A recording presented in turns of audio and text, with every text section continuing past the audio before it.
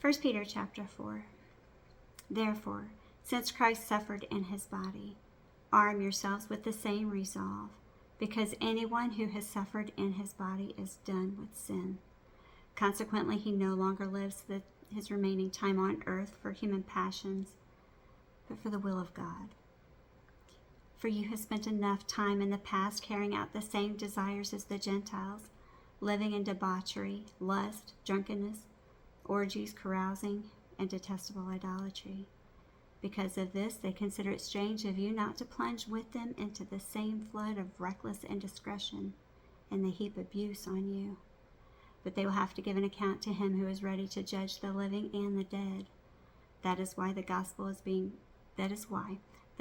was preached even to those who are now dead, so that they may be judged as men in the flesh, but live according to God in the Spirit. The end of all things is near. Therefore be clear-minded and sober, so that you can pray. Above all, love one another deeply, because love covers over a multitude of sins. Show hospitality to one another without complaining. As good stewards of the manifold grace of God, each of you should use whatever gift you have received to serve one another. If anyone speaks, he should speak as one conveying the words of God.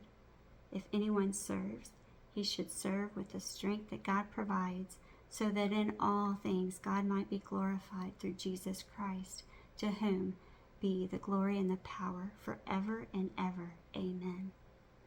Beloved, do not be surprised at the fiery trial that has come upon you, as though something strange were happening to you.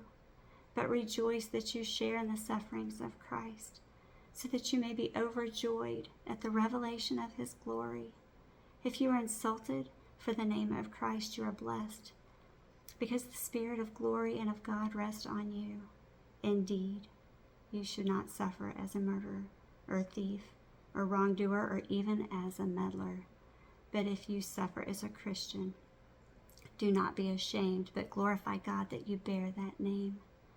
For it is time for judgment to begin with the family of God. And if it begins with us, what will the outcome be for those who disobey the gospel of God?